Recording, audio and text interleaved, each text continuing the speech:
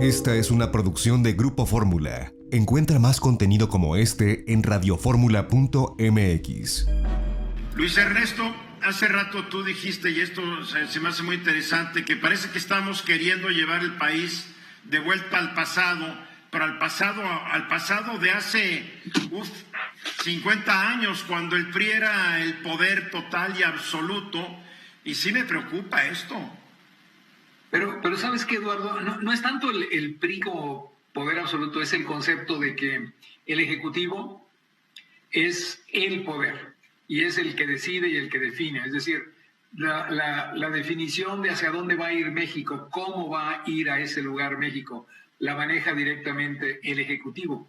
Es un concepto muy de los gobiernos revolucionarios, voy a llamarle así, del siglo pasado, que al término de la Revolución Mexicana fue necesario poner orden, poner estructura. Se creó una estructura que fue muy funcional, la llevó a cabo sin duda Calles, Plutarco Elías Calles primero, Lázaro Cárdenas la perfecciona, con visiones de izquierda o de derecha, es lo de menos, pero con una visión de lo necesario como estructura para poder poner orden, darle dirección y mantener el crecimiento del país. Eso funciona muy bien hasta los años 70, por redondear una cifra. El gran problema es que el presidente y algunos de los que rodean al señor presidente en este momento son personas que están convencidos que sigue siendo la función del Ejecutivo, no del gobierno en sus tres variantes, sino del Ejecutivo, el plantear, definir y llevar la decisión hacia dónde va el país.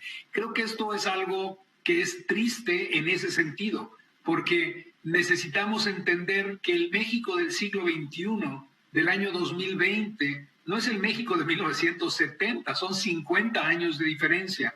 Hay diferencia en años, hay diferencia en juventudes, hay diferencia en el aspecto internacional y la manera como México está ubicado en este aspecto internacional. Y hay una diferencia fundamental y es solamente a base de incremento en la capacidad productiva y la productividad de toda la sociedad, no del país, de la sociedad, podemos avanzar. El modelo educativo, el modelo de salud, tienen que ser repensados y tienen que ser llevados a cabo de una manera distinta. El presidente sigue pensando en modelos de los años 70. El ejemplo son las brigadas de vacunación. El presidente está de regreso al concepto de los años 50, 60, 70 de las brigadas de vacunación, cuando hoy tiene mucho más lógica utilizar una estructura ya establecida en el país a través de los diferentes centros de médicos, de hospitales, etcétera, para poder generar este crecimiento. A ver, pero a mí lo que... No, déjame decir otro ejemplo. El presidente está pensando que la distribución de los fondos del bienestar se hagan a través de bancos con sucursales físicas del bienestar, cuando el mundo ya puede utilizar fácilmente lo que sería, vamos a llamar así, los teléfonos celulares para hacer esas transferencias y puede llegar a cualquier pueblito, a cualquier área remota. Esto es lo que tiene que entender el gobierno, que cambió el mundo. Pero dentro de esto también está este afán tal vez de regresar al centralismo y al poder absoluto del Poder Ejecutivo. Hemos visto últimamente, a ver, se incendia una subestación eléctrica del metro, nadie es responsable y nadie quiere asumir la responsabilidad. En Tabasco, la inundación más importante en México, pues todo lo quiere controlar el gobierno central, el gobierno federal. El apagón que hubo hace algunos días, que dejó a 10 millones de personas o 10 millones de usuarios sin energía eléctrica, otra vez el poder y la decisión total del gobierno federal. El combate fracasado hasta el momento a la pandemia de COVID. Todas las decisiones descansan en un solo hombre. Y ese es el problema, Eduardo, pero hay otro problema que es peor, y es el presidente de la República no entiende el concepto de administración pública. El presidente piensa en cómo controlo, cómo gobierno, cómo defino yo, pero no cómo administro este país. Y creo que ese es el gran problema. Con otro más, pero hay muchas cosas que tú puedes alegar, pero ese centralismo está haciendo que la directora del metro haya dicho lo que dijo hoy en la mañana, cuando le preguntan y dice, bueno, yo no soy más que la directora del metro. Pues, y uno dice, wow. Pero antes había dicho que ella había asumido la responsabilidad del mantenimiento. Pero eso era menos malo, de veras, Eduardo, que el que hoy diga, bueno, yo no soy más que la directora. Digo, perdón, pues usted es la No directora. hay mayor autoridad en el metro que ella. Carlos. A ver, tenemos que recordar cómo nació este sistema y este gobierno que impera en el PRI desde 1928-29. Plutarco Elías Calles, para organizar o para hacer un partido político en este país, aglutinó a todos los cacicazgos que había en México para darle estabilidad a la revolución o para que ya no hubiera un movimiento revolucionario como el que hubo antes, años antes, ¿sí? Ese es el ADN que traemos, el ADN del centralismo político, el ADN del Tlatoani, si es que nos vamos más atrás. Claro que sí. ¿Sí? Entonces, ese es el ADN que tenemos que sacarnos como país, como gobierno y como Estado, para que ya el centralismo, las decisiones ya no se tomen por una sola persona. Pero todo tenemos que indica recordar, todo indica que vamos de regreso, Carlos. Perdón, pero tenemos que recordar un tema muy importante, que en este país no hay ministros, en este país hay secretarios de Estado. ¿Y a cuántos presidentes desde hace mucho tiempo siempre escuchamos, ya instruí al secretario, ya le dije al secretario, ya, o sea, es el gobierno de un solo hombre, pero no de hoy, es el ADN de este sistema. Kenia. El problema, mi querido Carlos, es que ahora ya no se instruye a los secretarios. Hay muchísimos secretarios que no se ven, que no se siente su expertise. Yo estoy convencida de que no puede ser una visión de un solo hombre, ni en México ni en el planeta, pues. O sea, claramente un gabinete lo que hace es que fortalece, en función de las capacidades y de la técnica, fortalece las decisiones del presidente de la República. El problema en México es que hay una sola visión.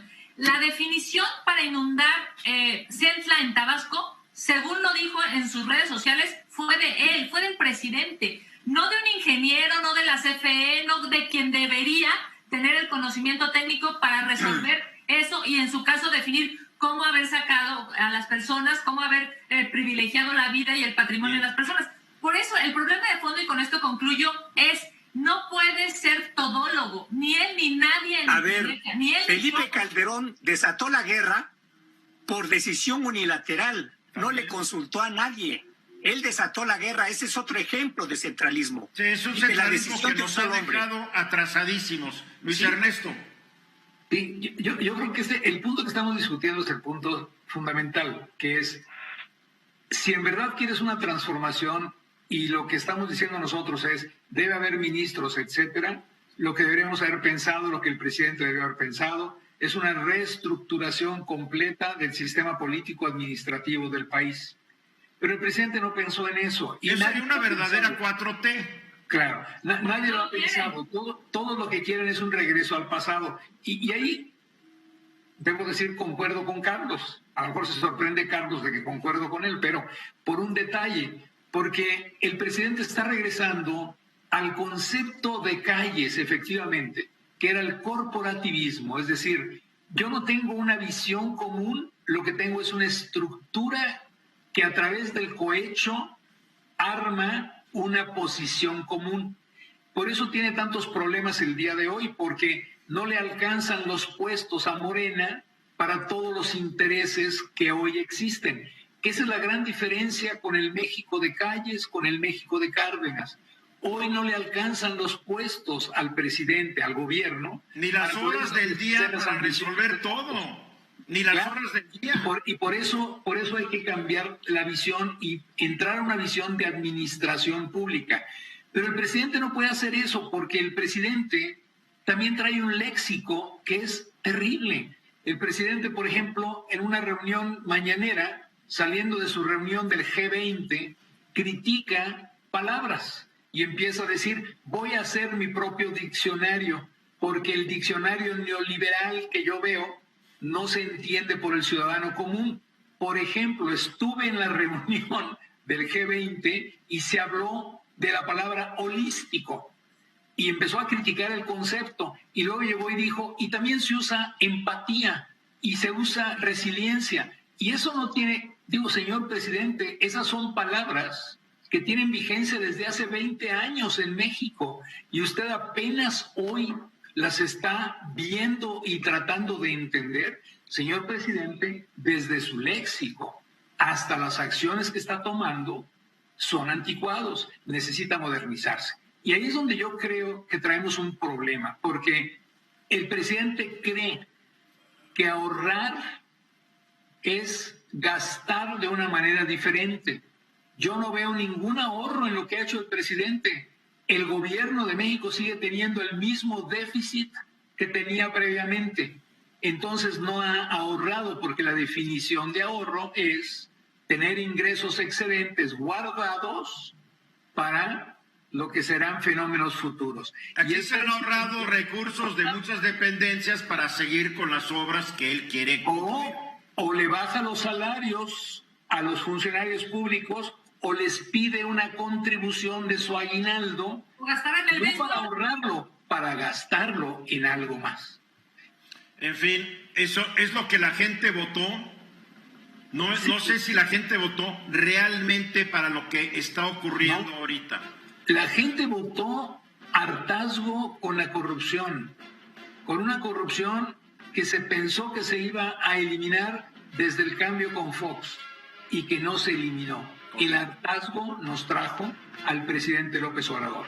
Pero él tiene que pensar como administrador. Una producción de Grupo Fórmula. Encuentra más contenido como este en radioformula.mx.